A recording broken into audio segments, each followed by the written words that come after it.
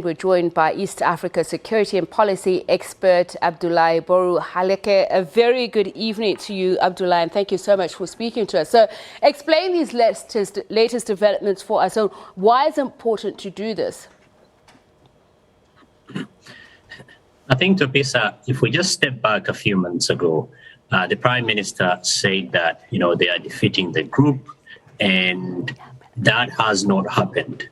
What we've seen again is the Prime Minister saying that, there will be a state of emergency, everybody should be mobilized, to go and fight. Just a few weeks ago, the Prime Minister was on the war front. On the face of it, and also, Ethiopian Olympians, including Gabriel Haile Selassie, said that, they are going to the battlefront. On the surface, this might look like, an opportunity to arouse the people of Ethiopia to be fighting against a group that Ethiopian government has classified as a terrorist organization.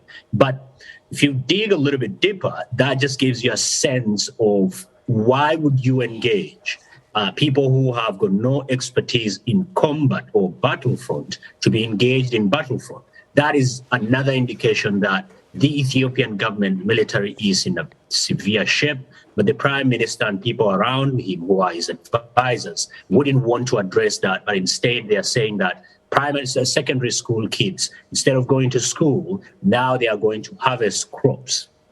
Just to give you the latest numbers from, UN OCHA that came out this week, an estimated 9.4 million people are in need of food assistance across Ethiopia, and agricultural support need of 3.7 million in the Tigray region, 1.8 million in Amara region, and 1.1 million people in the Afar region.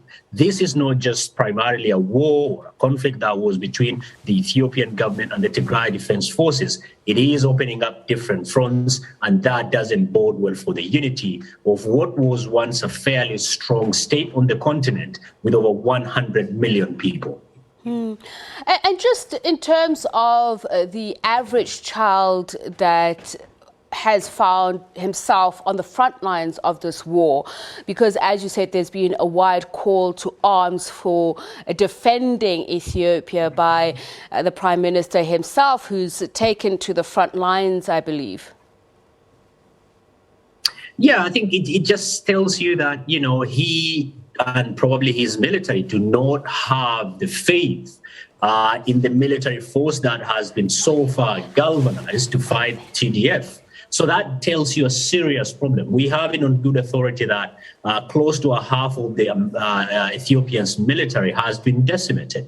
If a once prosperous country by all the matrices that we could use, for over a decade Ethiopia was growing at double-digit figures. Its military is probably one of the strongest in the region, and for quite some time with egregious human rights violations involved and other problems, Ethiopian military has acted as an anchor military in the Horn of Africa.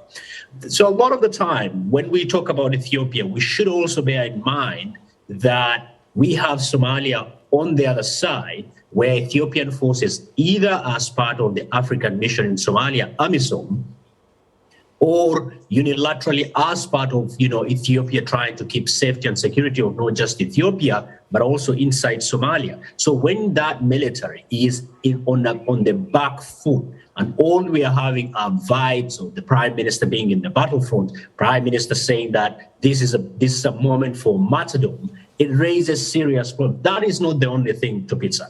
What we have it on good record. Just 2 days ago, there was massacre, undertaken by the Ethiopian military, as well as some other groups that are supporting them. That is very serious. These are people who were not aligned with the government. And so for me, when a Prime Minister and the federal army takes side in fighting its own people, and as if that is not enough, Eritrean forces are inside Ethiopia fighting Ethiopians. And that is a serious, serious problem to Pizza. You spoke about the human rights violations, and we've seen various international push attempts really to ensure that Ethiopia avoids this. We've seen that Prime Minister Abiy Ahmed has not taken kindly to the admonition on this front. So talk to us about the daily lives of Ethiopians, because I understand that those that have been displaced that are in camps have had those camps themselves raided. I think one of the fairly unique thing about this ongoing Ethiopian violence, we do not lack information. Despite media being curtailed, despite accreditation for foreign journalists being denied, despite a torrent of online attempt by the Ethiopian government and people affiliated with the Ethiopian government to try and project an image of stability and strength. What we've seen is reported by major human rights groups like Human Rights Watch, Amnesty, local human rights organizations, UN groups, embassies. We are witnessing a serious, egregious human rights violation. We're talking about, rape of women and children, rape being used as an instrument of war. We are seeing, humanitarian access denied, that is food being used as an instrument of war against the UN Security Council resolution. So I think what we are seeing is a complete deterioration of the situation of a common man inside Ethiopia. For me, the biggest worry is it's not lack of information. We all have information. It's not lack of information. It's despite information. What we lack really is, be it within the continent and people outside the continent, a serious lack of political will. And you cannot go to a shop and buy political will in order to address a political problem. That has to be generated. And, the leadership of the former Nigerian president, Olusegun Obasanjo, and current South Sudanese president, who is IGAD, the regional entity that is in charge of this, I think they have a lot to do. Prime Minister Abiy Ahmed brittles at anybody trying to probably even call him out, and some of it are just creative, constructive, if you will, criticism of his administration. He takes it very unkindly, and that doesn't bode well.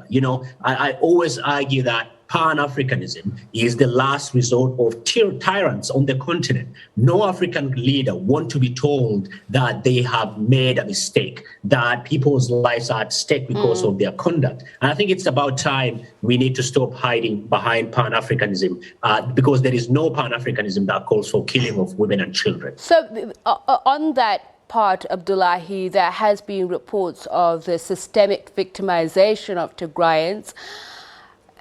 You say political will is needed, and it seems there is no end in sight for the civil war. What then needs to happen? Does the international community need to take stronger action? We know sanctions in many countries have never really helped to bring an end to conflict. That is a very good and very important question that you're raising, Teresa. For me, there are 3 or 4 things that really need to happen and happen now. One is a ceasefire. You cannot have a conversation on how to resolve a problem while there is violence. Ceasefire should be on top of any agenda of any people who are involved in this process. Number 2, there has to be a mutual recognition. Addis has to recognize the elected leaders in the Tigray region are the legitimate leaders of that region. Consequently, Tigray leadership and elite need to recognize, as it stands, Abiy is the Prime Minister of Ethiopia. That is number 2. Number 3, what needs to happen is the Ethiopian government needs to allow humanitarian access unimpeded, because there is no way you're going to have a conversation. The Tigray leadership will not come to a discussion, to a table, to have a conversation when their people are being bombed, when their people are not being fed. I think those are the 3 critical ingredients. I would want to mention about the question of Tigray, people from the Tigray region or Tigrinyas being, identified in outside the region where they live in, and being, either denied services or being, I think, profiling of people based purely on their ethnic group, I think is a very dangerous path. We've seen it on this continent, what damage that could do. We say every time there is violent conflict on the continent, never again. And every time we fail women and children on this continent under the guise of territorial integrity and sovereignty. People do not eat territorial integrity and sovereignty. The government needs to stop killing its own people. And it's very interesting that you should say that, Abdullahi. I'm thinking the Prime Minister himself, a peace laureate, has been quoted as saying Tigrayan youth are falling like leaves. They should know that they've been defeated and surrender starting from today. So this is, if it continues, is going to be a generational wound that is very hard to heal. And as you say, it's been spilling over to other countries, and just thinking of the historic conflict between Ethiopia and Eritrea, is there a possibility then of also, having those old wounds resurfacing, being picked at? I think, this is not the first time Ethiopia is going through this. At the core of the Ethiopian current crisis is the question of how is the state going to be structured. Abiy and people supporting him, largely the Amhara elite in the capital, they assume that the only way to rule this country is through a centralized authority from Addis. That has been the state of Ethiopia until 1991, when TPLF came and they said, look, we cannot have that. Can we distribute the power and have a multi-ethnic federalism? And this question is not a question that will be resolved tomorrow. It's a question that has been going on since 1930s. But that is not the critical problem right now. If this problem is not solved as we are and are given three pathways in which we can begin having a conversation, it will not sit just in the northern part of the country, which is the Tigray region. It will spread to other parts of the country. It already is. It is spread in the Amhara region, and it's spread into Afar region. And the Oromia region, which constitutes a third of the country in terms of population, has that problem. A few weeks ago, Ethiopia has a boundaries dispute with Sudan, and in a region called Al-Fashaga.